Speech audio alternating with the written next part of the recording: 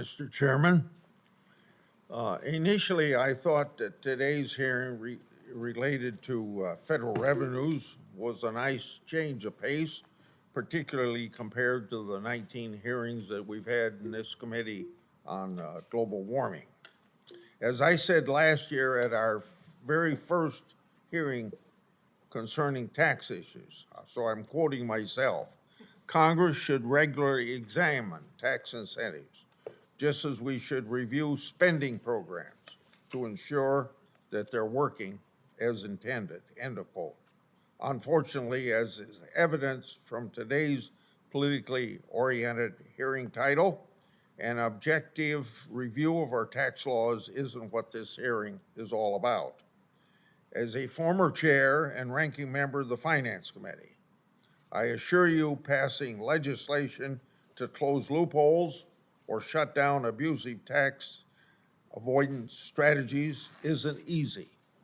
It requires much more than these kinds of hearings or appealing to a never-defined fair share of taxes.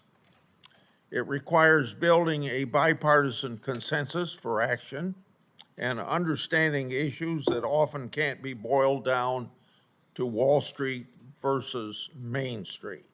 After all, most Americans, not just the wealthy elite, own stocks either directly or indirectly as part of retirement plans.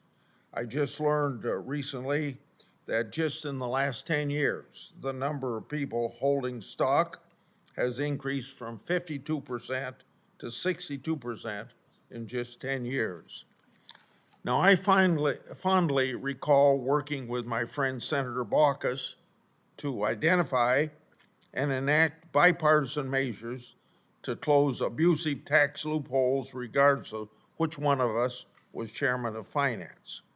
We held bipartisan meetings and hearings to better understand the law at issue and take account of both policy and political concerns that might arise.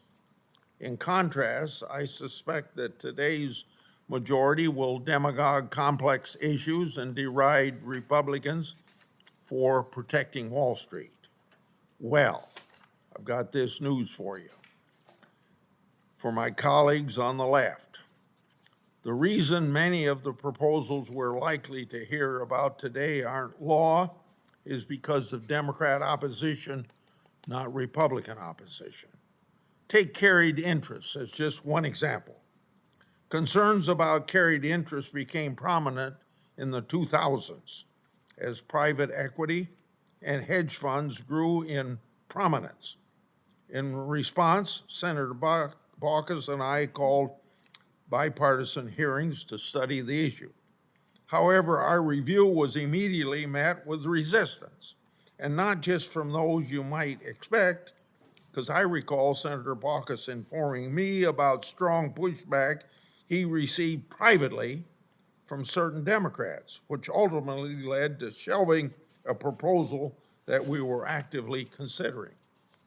Despite this, Democrats publicly and continuously blast carried interest as a loophole for the rich and blame Republicans for its existence.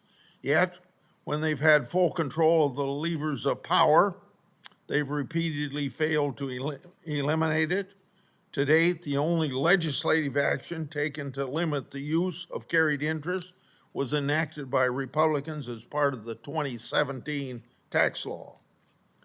At the time, Democrats roundly criticized Republicans for not going far enough on carried interest, yet when they had the opportunity to address it as part of their so-called Inflation Reduction Act, they failed. This led to a left-wing publication, Jacobin, writing, quote, Democrats pretended they were cracking down on private equity moguls.